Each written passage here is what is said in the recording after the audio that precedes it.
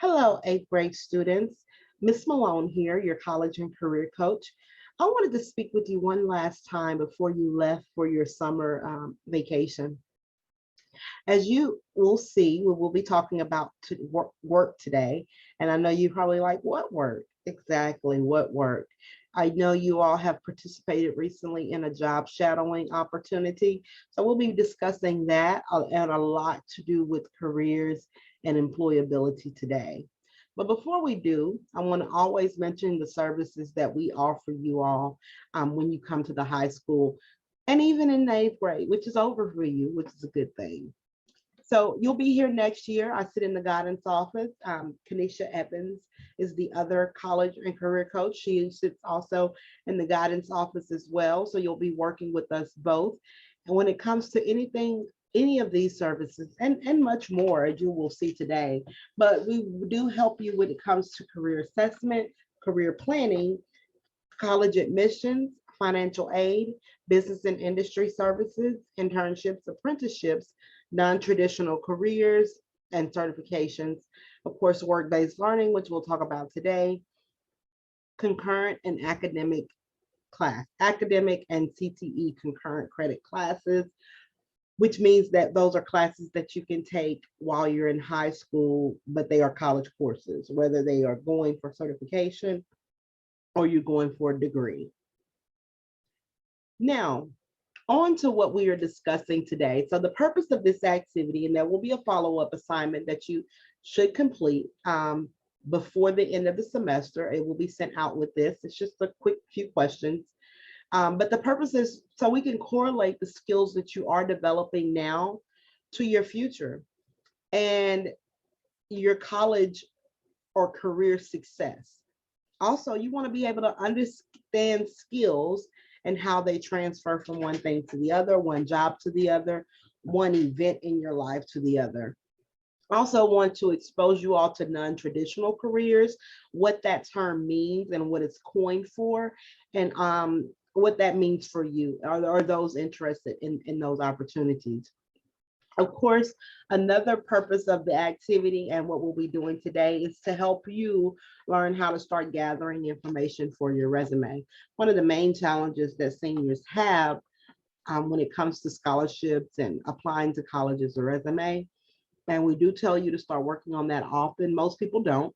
And that's why they have the problem that they have in the 12th grade. And we're trying to prevent that. But the only way to prevent it is if you do the work. And we'll talk about more things that you can do to help you hold yourself more accountable as you transition, as you get to the high school. We'll have many workshops and things like that. So there are questions that you're going to answer on the activity. I wanted you to talk about any unpaid work experience you have, what type of work-based learning experiences you've had in the past, and then what skills did you pick up during those activities.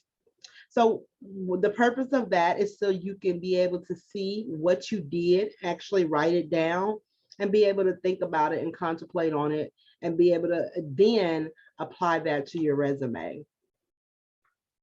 And it's important because eighth grade students, you don't think, and you're in the ninth grade now, you might as well be, you don't think that it's going to get here quickly, and it is. I lived outside of El Dorado most of my adult life. I came back recently, and in the time that I've been back, 3 classes have graduated. That time went by really fast. The eighth grade students that were, the students that were in the eighth grade when I started this position are juniors, and they did not see that being as fast as it is. And so that's why it's important. Our programs started in the eighth grade. It's now moving to grades lower because students are not being prepared when they are graduating. They are not prepared. And that's because in the eighth grade, you don't think you should start preparing, but you really should. So why are these experiences important? Work-based learning, and we're going to talk more about those experiences, but it's important because you start to understand who you are and you start to understand your own interests. Of course, you start building skills, and skills are transferable. And What I mean by that, for instance, most of my career was spent in technology. I worked for, I started working for Alltel back in 2017 as a tech representative. And then I had many positions in the company, well, which was eventually bought out by Verizon. So I was employed by Verizon for a total of 11 years. And um, some of that was training and education. I was a trainer, training new employees on the business and how to do their particular job. But I had no great detail of experience in education. And I say that to say that the skills that I used at that job are the same skills that I use here. The skills that I have even at multiple jobs in Verizon. I was a tech expert, I was a technical analyst, I was a recruiter, I was an HR coordinator, and I was a trainer, and I was a tech lead, like a supervisor. And all of those jobs helped me develop more skills, but I didn't lose those skills once I moved on to another job. I just picked up those skills and carried them. The skills that I developed, even when I was in high school, I worked for Kroger and Popeyes. Those are the same skills that took me into my career all throughout my life. So think about skills as transferable. We'll talk about skills in more detail so you can see what I mean when I say skills. People, they don't understand those things. There are soft skills and there are hard skills. You go to school to learn hard skills. So you go to be a doctor to learn how to be a doctor. Those are hard skills that you're learning. You go to be a computer scientist to learn hard skills. So certain things are hard, but employability could be a mix of both skills. It just depends on the area that you're in. But the purpose of this experience, of course, also is career exposure. We want you to know more about what you want to do. You don't have to go into college with a declared major, but it's easier. You make it better on yourself. You give yourself more opportunities when you hone into what you want to do early on. So expose yourself to different things so that you can know. And we're going to talk about ways that you can do that. So transferable or employability skills. This is a very, it's a good list. It's not everything. It's not everything or all the skills that you could possibly have or employers are possibly looking for. Some of these skills come on in more advanced jobs. Some jobs that you have starting off, you won't necessarily have to use these skills, but when you do, try to use the skills. When you look at the skills, try to think about your ability to use these skills. So communication, we're just going to look at that briefly. Look at a few of these categories. Communication skills. A lot of people think, oh, I can communicate. I know how to talk to people. But communication is a little bit more than that. Communication is written communication as well as oral communication. It's interpersonal skills. It's active listening, listening for clues on how you can anticipate the needs of another person. Maybe you're working with a client, maybe you're working with stakeholders, or you're collaborating with a group. You need to be able to listen and anticipate the needs of that individual or that group or that party. And you need to be attentive. And those are just skills in the set of communication that are important to employers. So I want you all to take a look at this list, keep it with you. Keep a notepad of things. I won't talk about notepads here in a moment. I don't want to go into that too much right now, but just think about these skills whenever you're participating in activities.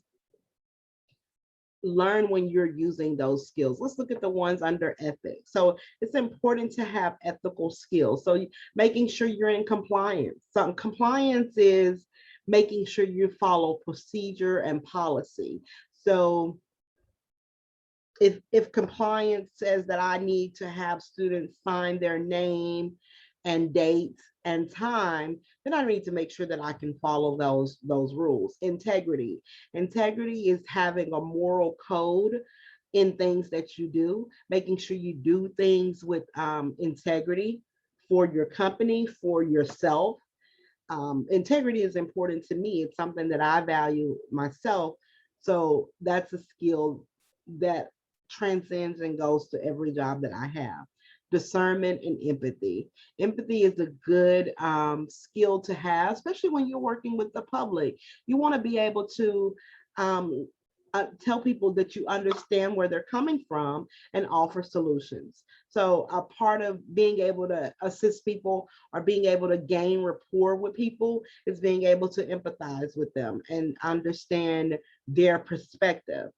Doesn't mean you cater, you give in to their perspective. It means you understand their perspective and you're going to offer a solution going forward, whatever the case may be, whatever the issue may be. What I want to know is that most of these are considered soft skills. These are hard things to teach. Can't really teach these skills. It's really hard to. People have tried. There is groundbreaking work going on now, because this is what employers will look for. Whenever I go out and I have sessions with employers and I ask them why they don't have positions filled, what I can do to help them fill those positions as a college and career coach, they tell me that the students coming out don't have these and that's why they can't hire them. They tell me that they don't care about the hard skills. They can teach the hard skills. They care about the soft skills, which I find very interesting because the hard skills are what we teach, what we are able to teach. You're able to teach hard skills because you can measure them. I can measure your ability to manage email. Now, a lot of people think, and we always tell students, you need to check your email, check your email, check your email. Well, eventually it's going to evolve more and we're going to put more on that plate. You need to manage your email. Checking your email is not the same thing as managing your email, because one of the main excuses I hear from students that say about checking their email, it says that, oh, I get so many emails a day. I get so many emails a day. I don't make it a point to miss emails. I don't make that as an excuse to miss emails. No matter if I get a ton of junk mail, or a ton of just like subscription mail to something that I've signed up for. It does not matter when you have the ability to manage your email. You have the ability to create folders. You have the ability to create rules. Rules will automatically delete things that you don't want to delete it. Automatically be able to unsubscribe to things. There are ways. Create folders that are designated to certain individuals. I have a folder that is designated to my supervisor. So when my supervisor emails me, it does not get lost in my email. It goes to a folder specifically for her. So those are email management skills. And in order for you to compete, a lot of students say they want to leave Arkansas. And I get that. I understand that wholeheartedly. Now, the problem is going to come when you're competing with others, because other students have this skill and these skills, or they're developing these skills in different ways. So we may be just telling you, you need to check your email, but in other areas, they're not. I have a very good friend who's a teacher in New Jersey, and their kids are way more advanced when it comes to managing email. They don't offer any excuses. Checking email was something that existed prior to COVID. I've always had problems with communicating with students via email, even in COVID, but COVID just brought it to a head. So that's important for you all to know that. I know when I talk to a lot of seniors, they say they want to leave. And that's their goal, is to leave. But you need to make sure you're able to compete with what's out there. And these skills are going to help you be a part of that competition. So let's move on to non-traditional. And as we do, I want to also talk about work-based learning, because I mentioned you had the job shadowing opportunity. That's considered work-based learning. Work-based learning is any type of educational strategy used to give you real life experience while educating you. That could be anything from job shadowing to internships or apprenticeships, to workshops, to guest speakers, to tours. You can go on tours of facilities, or you can go on tours of of campuses and things like that, and learn different positions, learn what people do. Even I think you can do a lot of research or activities. There's this thing in El Dorado for 8th grade girls. Maybe some of you all participated in it, called GLAMS. GLAMS is work-based learning. You're learning what people do at their job on a very small level. And it's meant for you to be able to relate what you want to do and where you see yourself in the world. And it's important for the development of your career. It's important that you take on as many of those activities as possible so you can understand who you are, understand your likes and dislikes. We'll go into that here in a moment because I'm moving ahead of myself. So non-traditional is a term that's used to identify positions that are dominated by one gender. And an example of a non-traditional career is CNAs, LPNs, nurses. Those individuals, in our mind, we mostly see those as positions held by females. That doesn't have to be the case.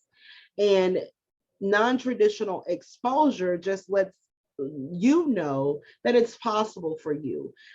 You can get into that field. A lot of the times, say you have a man that wants to be a nurse, he's going to have multiple funding options. He's going to have more funding options because there is a shortage of male nurses. And let's flip that on the other side. When it comes to, say, automotive, women in the automotive field is not high. That number is very low, actually. And so there's a lot of opportunities for women going into mechanics and into STEM fields all around, math and science fields. So be aware of what is, it's limitless, put it like that. You don't have any limits. Don't let a gender in a field stop you from doing something you want to do. So if you want to do something, genuinely go ahead and pursue that what you want. I have a guy, he graduated in 2019, and his goal is to be a nurse. And he's still on that path. I'm proud of him, but it was his goal. It wasn't, anything that anyone said. It's something that he wanted to do. And thing about nursing is that it's a growing field. It's going to be many opportunities. Of course, he's going to take a certification test at the end of his degree program. So he's going to be qualified to go to work. He doesn't have to worry about being on a wait list and trying to build skills, and he'll be in an entry-level position, but it's not just like any other majors where you don't have a certification test that deems you qualified to do a job. Now, extra funding is often available, and I mentioned that. So what does all this mean? Why am I telling you this? How can you apply it to your life now? That's important to you. I know it is. And a lot of students, they drain out. They're not even listening to me because they don't know what I'm talking about, what it means to them. And I have tried to put the clues together that your transition to after high school is coming. It's coming quicker than you think it is. And I'm not trying to scare you as much as I'm trying to get you to use the opportunities and the resources that are available to you. I didn't have this opportunity, and I just want you to be able to have it, because it matters and it will make an impact on your life. So pay attention to what you're being involved in. If you're babysitting, pay attention to the things you're doing as you're babysitting. What skills are you using? I know it's kind of hard when you think of work and then you think of things that you do when you're not of a working age right now. It's hard, but definitely do that. Keep a notepad.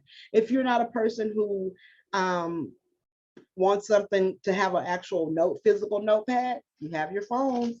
You always have your phone. Your phone is like your right hand. So keep a notepad on your phone. Some people just like paper and pencil. You can keep a little pad like this. I do. I take notes. It's something that I can always reference back to. I also have a notepad on my phone. It's just something that I do as well. My notes go back to 2002. So it's important to keep a notepad for a lot of the things that we have discussed and we will be discussing. Summer camps and summer jobs, and anything that, like I said, that you participate in. When you're participating in those things, actually first of all, seek those opportunities. A lot of you students do not go out there and seek these opportunities. They're out there. Look on college campuses. There's campuses near you. We have a campus here in town. I know there's a STEM program brought on by my ex-employer, Verizon, for 8th grade girls going on at South Arc this summer. So make sure you're signing up for those type of things. And then when you are, make sure you are aware of where you fit in those type, if it's a STEM career camp and you're like, oh, this is a lot of science, I am not this person, or I'm really intrigued. Learn that about yourself, because these opportunities are meant for you to find out what you like and what you don't like, because the more you know about yourself, the more you can apply that to the career you're going to have. Of course, you're going to change your career over your lifetime, but I want to save you all some headache and some challenges and some money when it comes to defining a career, or actually a major, or training yourself, because training after high school takes an investment, a monetary investment. And of course, you all have the promise, most of you do. So that takes a big burden off of you, except there's still money that needs to be paid. And a lot of students don't understand that. They don't understand it to their senior year. They tell me that they won't take loans, but they end up having to take loans anyway, because they never listen to what I'm saying. And I know virtual is not everybody's cup of tea, but that's why I'm here for feedback. Let me know what works for you, what you would like to see brought to you. I'm just an email away, and we can discuss those things. But the overall purpose I want you to take from today is you need to have a deeper understanding for you. Research jobs, research companies, research people. If there's a person that you admire, and I'm like, oh, I wonder how they got to be this or whatever their job is, research them. See where they started to get to where they are today. What type of degrees do they have? What type of education or training did they take part in? So those are important things that you can do now that will help you navigate this particular field, this particular transition that you're about to go through in the next 4 years. So in conclusion, I want to make sure you're using your time wisely and participating in work-based learning activities. Remember, I said that's anything from job shadowing to internships to summer camps to job tours, guest speakers. Participate in those things. Ask questions. Be curious. People who are curious advance more, because they always want to know more. Take the time to understand yourself, your interests, your desires, and your abilities. And then refer to this when you're creating your resume, because you're going to create a resume for scholarships, for college, and for work. So take action now. Make sure you keep that notepad. Make sure you keep my information. Know that I am just a phone call or an email away, and I'll be glad to help you with anything you need help with, if that's finding a work-based learning opportunity, or if that's completing an application for some type of scholarship. Please reach out for me. Don't hesitate at all. I thank you all, and I hope you all enjoy your summer. Bye.